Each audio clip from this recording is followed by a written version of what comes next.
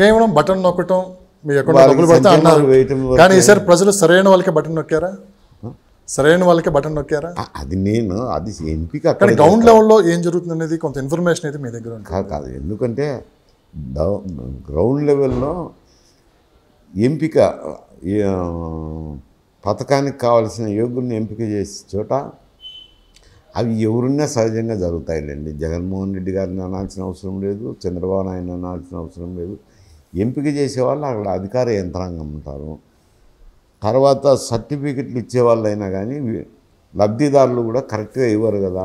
కొన్ని తప్పుడు పత్రాలు పెట్టడము, ఏదో ఒక విధంగా ఒక స్కీము సంపాదించుకోవాలని తాపత్రయం ఉండడం వల్ల కొన్ని జరగచ్చులేండి.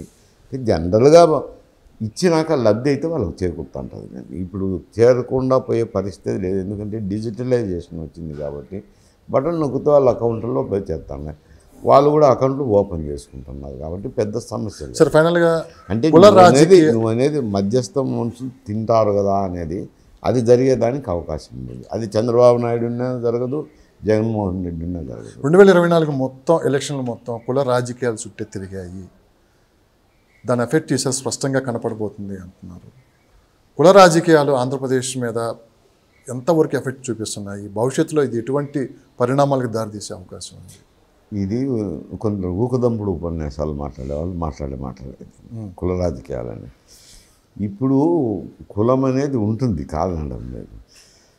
కానీ ఇప్పుడు ఏదో జనసేన పెట్టినారు కాబట్టి కాపు సామాజిక వర్గము, తెలుగుదేశం పార్టీ ఉంది కాబట్టి కమ్మ సామాజిక వర్గము, ఏదో జగన్మోహన్ రెడ్డి గారు క్రిస్టియన్ అయినా కానీ ఏదో రెడ్లు చేస్తున్నారు అనేది ఒక అభియోగం అయితే ఉంది. మిగతా కులాలకు ఏం సంబంధం ఉంది? ఎన్ని కులాలు ఉన్నాయి? కాకపోతే వాళ్ళు కూడా మేము కూడా అధికారంలో ఉండాలనే తపన ఉంది. ఇతర బీసీలకు అయితేనేమి ఇతర అయితేనేమి మేము పరిపాలనలో భాగస్థులం కావాలనే తపన ఉంది. అటు ఏ కులానికి ఆ కులము డిమాండ్స్ ఉన్నాయి.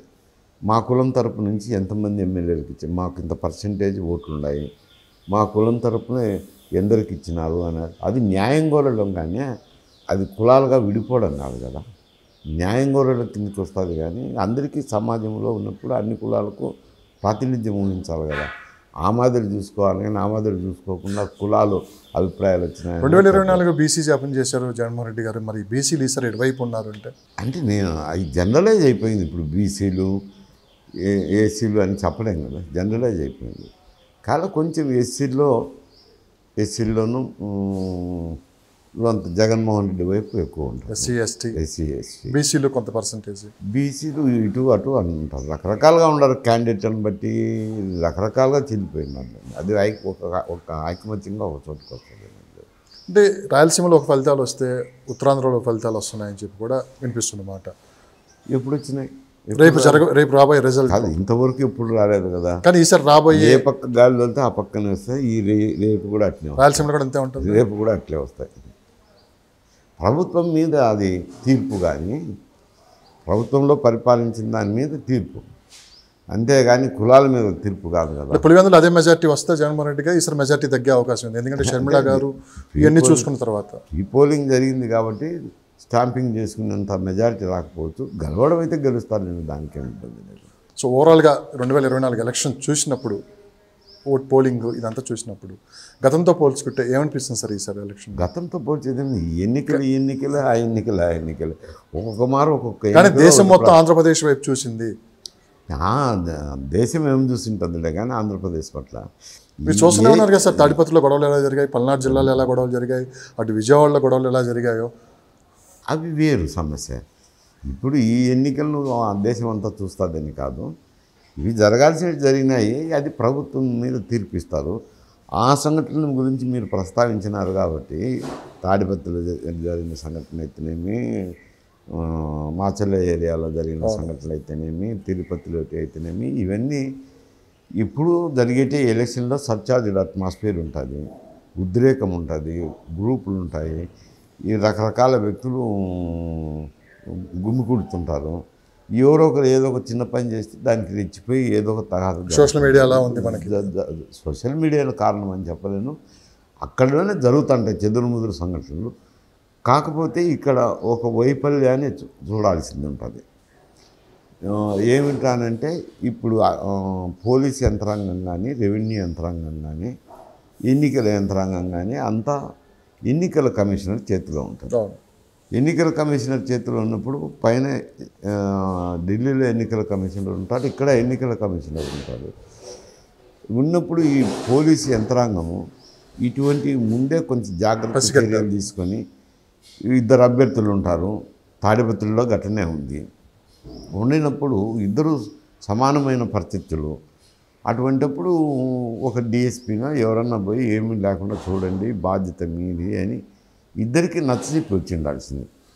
ఏమన్నా సమస్యలు ఉంటే చెప్పండి, మేము పరిష్కారం అని తగు జాగ్రత్తలు తీసుకుండాల్సిందే. అంటే ముందు జాగ్రత్త చర్యలు అంటారు. ఉదాహరణకు చెప్పాను, అట్లా మాట్లాడడం కానీ, ఇద్దరు పార్టీలతో మాట్లాడడం కానీ, గ్రూపులతో మాట్లాడడం, ఎక్కడన్నా గ్రామంలో ఉన్న పెద్దలతో మాట్లాడడం కానీ, అవి ముందు జాగ్రత్త చర్యలు తీసుకోవడంలో వైఫల్యం చెందినారు. వైఫల్యం చెందిన వల్ల ఈ ఘటనలు జరుగుతున్నాయి. ఇప్పుడు ఏమంటే ఇద్దరి నుంచి ఆరోపణలు ఎదుర్కోవాల్సింది వస్తుంది. తెలుగుదేశం వారు ఏమంటున్నారు, అధికారంలో ఉన్నారు కాబట్టి వారు మా మీద దాడి చేసినారు అని, వైఎస్ఆర్సీపీ వాళ్ళు దాడి చేసినారు. ఇప్పుడు వీళ్ళు ఏమంటున్నారు, వీళ్ళందరూ బీజేపీ అక్కడ ఉంది కాబట్టి బీజేపీ పోయినారు, మా మీద దాడి చేస్తున్నారని వైసీపీ వాళ్ళు అంటున్నారు. అందులో అది ప్రముఖంగా కొట్టొచ్చేదంటే ముందు జాగ్రత్త చర్యలు తీసుకోవడంలో పోలీస్ యంత్రాంగం వైఫల్యం చెందిందనేదే ఈ సంఘటనలకు పునరావృతం. పవన్ కళ్యాణ్ గారు ఈసారి ఎన్ని సీట్లు కొట్టబోతున్నారు, ఎంత బలంగా ప్రజల్లోకి 2024 ఎన్నికల్లో వెళ్ళారంటే ఏం చెప్పారు? ఆయన ఒప్పుకున్నారు కదా, సీట్లు పంపిణీ అయిపోయినాయి కదా, సీట్లు పంపిణీ చేసుకున్నారు కదా. ఏదో 4 సీట్లు పార్లమెంటు సీట్లు, ఒక 20 19 అది జరిగింది. ఎన్ని సీట్లు గెలవబోతున్నారు? సీట్లు ఇన్నని నేను అట్లా చెప్పగలను, ఎందుకంటే గతంతో పోల్చుకుంటే కొంత మెరుగైన ఫలితాలు వస్తాయి. నేను ఎప్పుడు సర్వేలు చేయలే. జనరల్గా 10 మందితో ఎవరైనా నాయకులతోనో వాళ్ళతోనో వీళ్ళతోనో మాట్లాడిన విషయాలను దృష్టిలో పెట్టుకొని మాట్లాడతాను. ఇన్ని సీట్లు అంటే అది సర్వేలు చేసిన వాళ్ళు అయితే ఇన్ని సీట్లు అని చెప్పగలుగుతారు. ఆయన తెలుగుదేశం పార్టీతో సమానంగా గెలుస్తారు, గెలిచేదానికి ఇబ్బంది లేదు. ఓకే, ఎందుకంటే కొంచెం గాలి వాళ్ళ వైపు ఉంది కాబట్టి, ఎడ్జ్ ఉందని చెప్పాను కదా. కొంచెం ప్రభుత్వం మీద వ్యతిరేకత ఉండడం వల్ల అయితేనేమి, సామాజిక వర్గం కూడా ముందు అయితే లుకలుకలు ఉన్నాయి, కానీ మనకు ఇన్ని సీట్లైనా, ముఖ్యమంత్రి లేదా, ఇతర రకరకాల అభిప్రాయాలను వాళ్ళ నాయకులు వ్యక్తం చేయడం జరిగింది. అవన్నీ ముందుగా జరిగాయి. తర్వాత ఉన్న పరిస్థితులను ఆయన వివరించడం అయితేనేమి, కార్యకర్తలను కలవడం అయితేనేమి, మళ్ళీ కలిసిపోవడమే, ఇద్దరు కలిసి తిరుగుతుండడము, సమానమైన గౌరవ ప్రతిపత్తులు ఇస్తుండడం వల్ల ఆ సమస్య సమసిపోయి ఇప్పుడు కన్సాలిడేట్ అయింది. కానీ అధికార పక్షం ఎన్ని కుయుక్తులు చేసినా కానీ ఈసారి ఎటువంటి రాంగ్ డెసిషన్ తీసుకోము, ప్రభుత్వ ఓటింగ్ చేల్చమని చెప్పి పవన్ కళ్యాణ్ అన్నారు. అదే మాట మీద లాస్ట్ వరకు నిలబడి అటు బీజేపీ కావచ్చు, ఇటు జనసేన, తెలుగుదేశం పార్టీ 3 ఒక తాటిపైకి వచ్చి ఎలక్షన్ నడిపించింది అనుకోవచ్చు కదా. కలిసి పని చేసుకున్నారు కదా. అదే ఇప్పుడు ఎందుకంటే ఆ గతంలో కమ్మ సామాజిక వర్గానికి, కాపు సామాజిక వర్గానికి కొంత తగాదాలున్న విషయం, ఆ విషయాన్ని కూడా ఒక మార్పు కొందరు నాయకులతో ప్రస్తావించండి. ఇది ఉంది కదా, ఎట్ట కలిసిపోతారు. కానీ ప్రతిసారి 3 పెళ్లి ఎట్ట కలిసిపోతారని అంటే, గతంలో లోకల్ బాడీ ఎలక్షన్స్ ఉన్నాయి కదా, అప్పుడు కలిసినప్పుడు వైఎస్ఆర్సీపీకి వ్యతిరేకంగా గవర్నమెంట్ ఉన్నది కదా, గవర్నమెంట్ కింద జరిగేది కదా లోకల్ బాడీ ఎలక్షన్స్ అంటే. మెజారిటీ యంత్రాంగం అంతా పోలీసులు కానీ, రెవెన్యూ సిబ్బంది కానీ, యంత్రాంగం అంతా అధికార పార్టీకే సపోర్ట్ చేస్తారు. ప్రతిపక్షంలో లోకల్ బాడీ ఎలక్షన్లో గెలవాలంటే కొద్దిగా క్లిష్టమైన సమస్య. అది ఎవరు వచ్చినా కానీ అదే జరుగుతుంటుంది అండి. అటువంటి సమయంలో కొంత కమ్మలు, కాపులు కలిసి వైఎస్ఆర్సీపీకి వ్యతిరేకంగా అభ్యర్థులు పెట్టినారంట. పెట్టడం వల్ల ఆ సంఘీభావం అయితే వచ్చింది, కింద ఓటు ట్రాన్స్ఫర్ అవుతుంది. ముద్రగడ పద్మనాభం ఇలాంటివి అయితే అక్కడ నడవలేదు.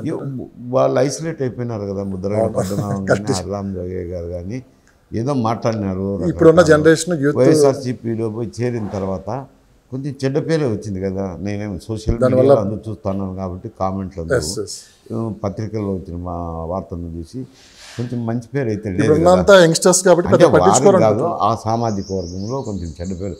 అందరం ఒక సైడ్ పోతా అంటే మాకు ముందు నడిపించాల్సిన వాళ్ళు మీరు ఇటువంటి తప్పుడు పని చేయడం మంచిది కాదా అనే అభిప్రాయం ఉంది ఆ సామాజిక వర్గం.